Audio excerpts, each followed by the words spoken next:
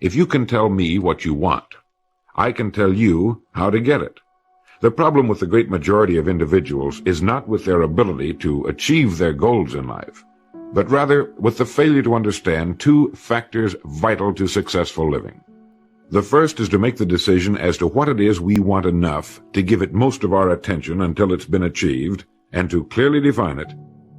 And the second is to fully understand that we have the ability to achieve this goal, or we wouldn't want it in the first place. The next vital rule to successful living is to understand we can achieve nothing without paying the price. Now, what is that price? Well, it's many things. First, it's understanding emotionally, as well as intellectually, that we literally become what we think about, that we must control our thoughts if we're to control our lives. It's understanding fully that, as ye sow, so shall ye reap. My old friend Dr. Norman Vincent Peale put it this way: "This is one of the greatest laws in the universe. Fervently do I wish I had discovered it as a very young man. It dawned upon me much later in life, and I found it to be one of the greatest, if not my greatest discovery outside of my relationship to God. The great law, briefly and simply stated, is that if you think in negative terms, you will get negative results. If you think in positive terms, you will achieve positive results. That is the simple fact," he went on to say, "which is at the basis of an astonishing law of prosperity and success. In 3 words, believe and succeed." George Bernard Shaw said, "People are always blaming their circumstances for what they are. I don't believe in circumstances. The people who get on in this world are the people who get up and look for the circumstances they want, and if they can't find them, make them." Well, that's pretty apparent, isn't it? And every person who discovered this for a while believed that he was the first one to work it out. We become what we think about. Now, it stands to reason that a person who's thinking about a concrete and worthwhile goal is going to reach it, because that's what he's thinking about, and we become what we think about. Conversely, the man who has no goal, who doesn't know where he's going, and whose thoughts must therefore be thoughts of confusion and anxiety and fear and worry, becomes what he thinks about.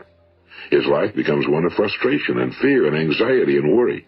And if he thinks about nothing, he becomes nothing. You are at this moment the sum total of your thoughts to this point, for there is nothing else you can be. And 5 years from now, you can be and have anything you set your entire mind and heart upon. So decide now. What is it you want? Plant your goal in your mind. It's the most important decision you ever make in your entire life. What is it you want? Do you want to be an outstanding salesman? A better worker at your particular job? Do you want to go places in your company? In your community? Do you want to get rich? All you've got to do is plant that seed in your mind, care for it, work steadily toward your goal, and it will become a reality. It not only will, there's no way that it cannot. Secondly, it's cutting away all the fetters from the mind and permitting it to soar as it was divinely designed to do.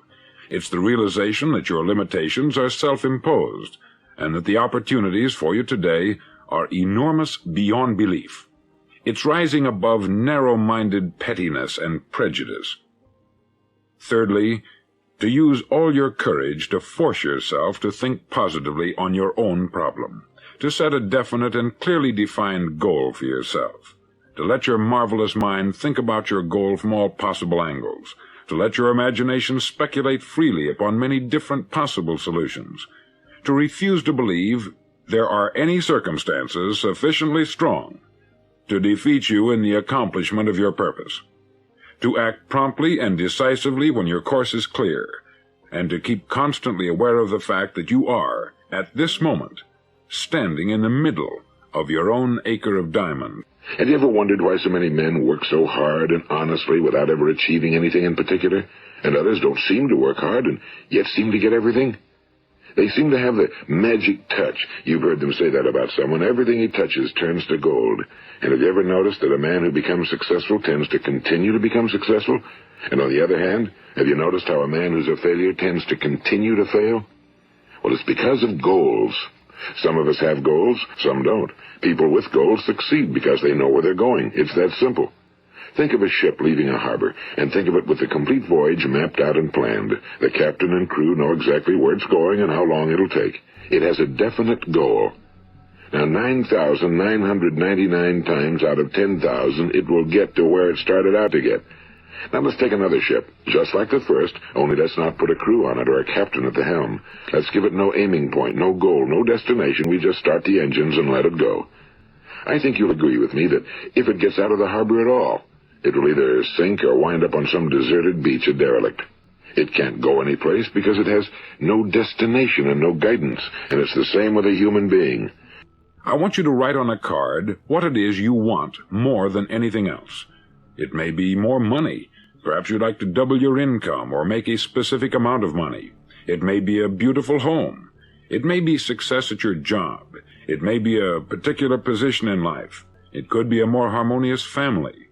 You needn't show it to anyone, but carry it with you so that you can look at it several times a day. Think about it in a cheerful, relaxed, positive way each morning when you get up, and immediately you have something to work for, something to get out of bed for, something to live for. As you look at it, remember that you must become what you think about, and since you're thinking about your goal, you realize that soon it will be yours. In fact, it's yours really the moment you write it down and begin to think about it. Don't concern yourself too much with how you're going to achieve your goal.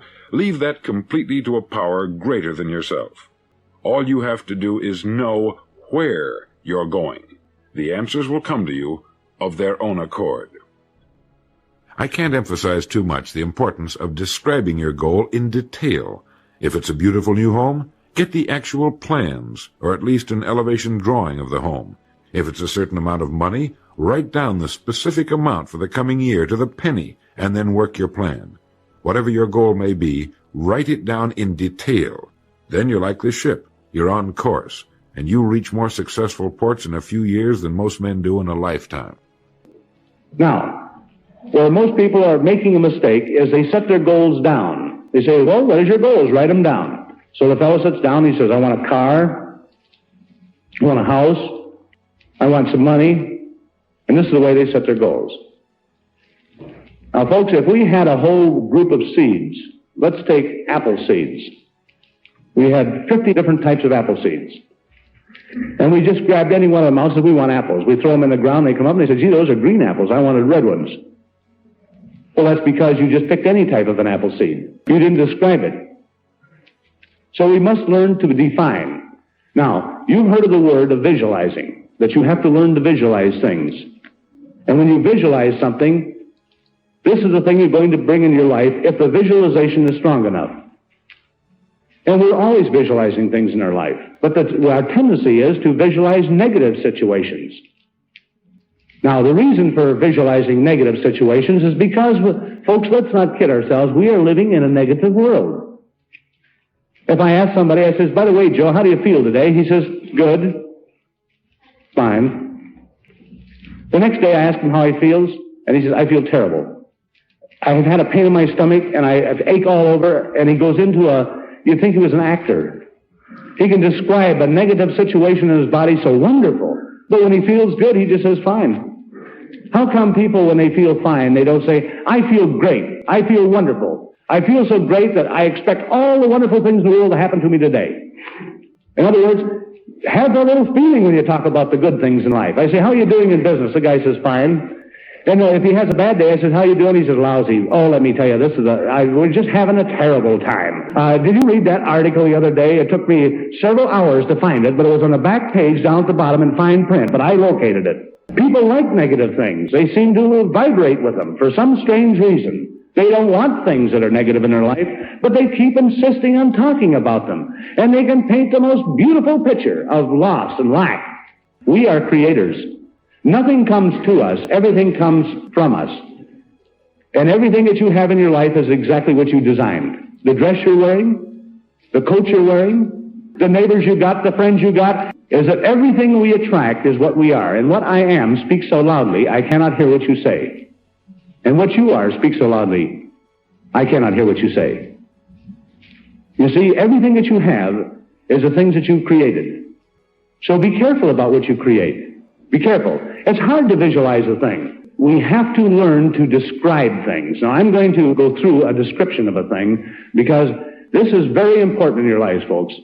Please listen, and please try to remember what I'm saying. You can change your life that quick into everything wonderful. You can have everything wonderful happening to you if you use these basic, simple little things. Now, I'm going to describe a thing that, an automobile. I'll talk about an automobile because an automobile is easy to describe, and people can comprehend it very quickly and very easily. I'm going to talk about a Cadillac. And every time I talk about a Cadillac, folks, I'm not describing the Cadillac per se. I'm talking about a Cadillac idea. And I'm not talking about something that you say, well, I got to have money to have a Cadillac. I'm not talking about money. It is not necessary that you have money to have a Cadillac. There's many wonderful things can happen to you where these things can come to you from very unusual sources. Many wonderful things can happen to you. Too many people stop their dreams because they start thinking about the thing that is not necessary in order to have it. I say to somebody, do you want a new Cadillac? The guy says, I want one, but I can't afford it. I said, it has nothing to do with affording it this minute. I just want to know what you really want. Most people are afraid to define what they want in life. They're afraid to define it. They're afraid it's going to cost them something. Now, so I says, Pete, what do you want? He says, a Cadillac. I says, fine, Pete. Now, this is where people make their mistakes. I says, I got a nice 1936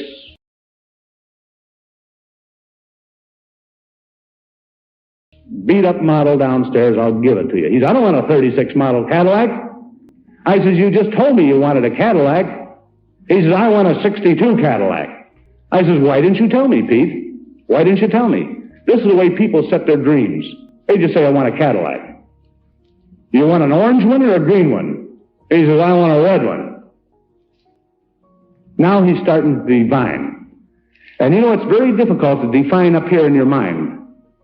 The best thing to do is to get a piece of paper, folks, and start defining on a piece of paper. A 1962 Cadillac. A red Cadillac 1962 convertible with a white top. And when he gets all through, the perfect visualization is up here now. Because he has described it. When you write it, you start seeing it. So he gets the picture up here by writing it down here. This is how you define things that you want in this world. So he gets it all defined.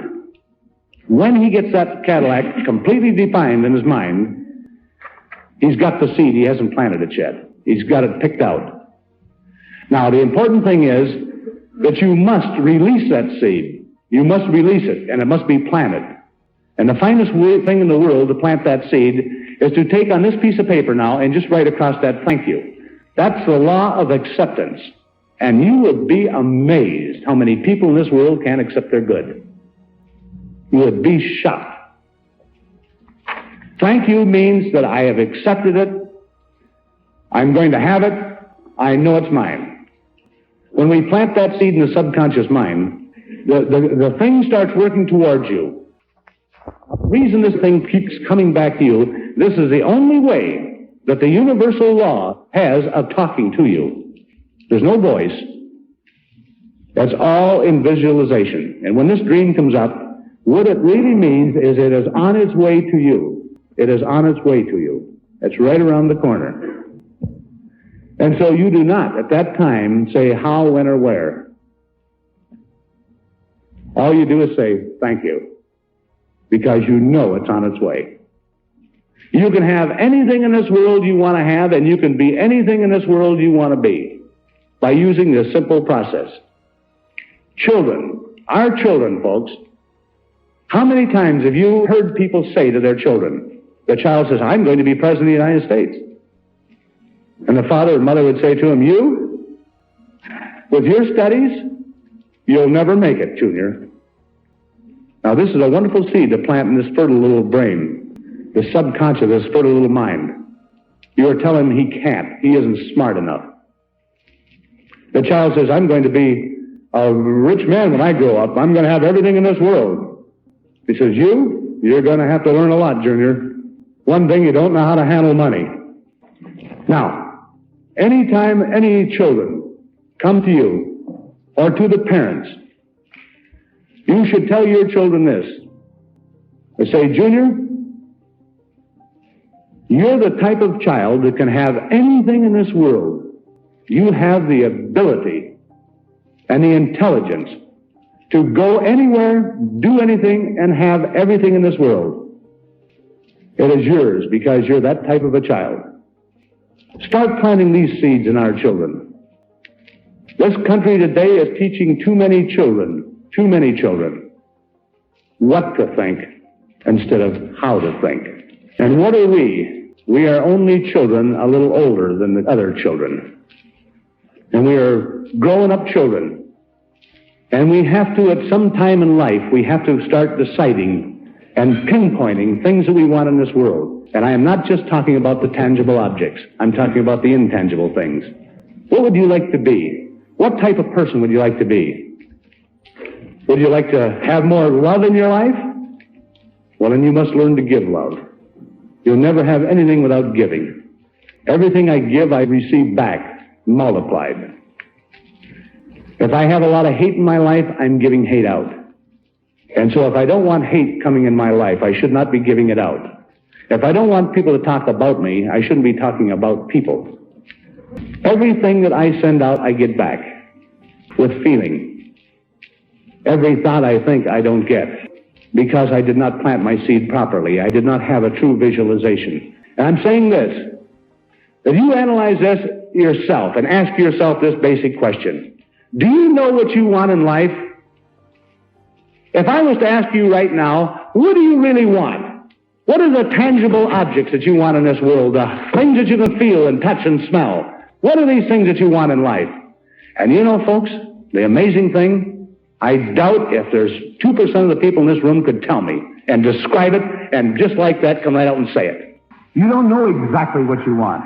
And this is why, folks, that you know what happens? We get a lot of things that's left over from the people who know what they want. That's why we do not get the things. We haven't defined it. We do not know exactly what we want. So what is it that you want? Define it. Write it down. Pinpoint every drop of that dream that you have in your mind. Define it so clearly on that piece of paper that you can completely see it in your mind. Expect wonderful things. Be a creator of ideas. Let's not be moons, the reflector of ideas. Let's be suns. Let's be the creator of the light. Let's be the creator of the ideas. Because we all have the capacity. You know, that the guardian of the gate is the conscious mind. This guardian can at any time let any thought through to the subconscious mind at once. Any thought at any time. We are thinking human beings. We have the capacity to think of anything in this world we can think of. But we do not have the capacity to think of nothing. Now you try to imagine what nothing is. Try to get a thought of that. There is absolutely no way. So that means that we are thinking human beings and there's thoughts flying through our mind continuously. A steady flow of thoughts all the time coming through the mind. Now where do these thoughts come from? All of a sudden you say, gee, that just must have come out of the clear blue sky. Must have come out of clear blue to me. You didn't think of it. In fact, it might be something you didn't even know about. And the thought comes through and you say, well, that's kind of ridiculous, isn't it? That couldn't happen to me. And so you throw that thought aside. And if it's a good thought, why not accept it and stop it and analyze it and accept it and let it happen to you? And these thoughts are coming through our mind all the time. But a negative thought comes through and it stops there for a minute and say, boy, that's a good negative thought. I'll have to stop and analyze that one. And you start thinking about it and pretty soon you get a frown on your face and you think about it a little more and you create a beautiful picture and all of a sudden you put that down in the subconscious and you say, boy, there's another bad thing's going to happen to me. Have you ever caught yourself thinking about something you didn't want to think about and you've been thinking about it for 5 minutes? And all of a sudden you say, what am I thinking about that nasty thing for? We do it all the time, folks. But we can stop now anytime we want. And we can change that thought and put in a good thought. If you don't want to think about hate, think about love. If you don't want to think about anything that is negative, put a positive idea in your head. And you know what happens? And you can analyze it and you can just dream about it and everything else and get all these seeds planted properly and have all these wonderful things happen. Get 20 wonderful seeds planted. Get them written down. Defined. Thank you.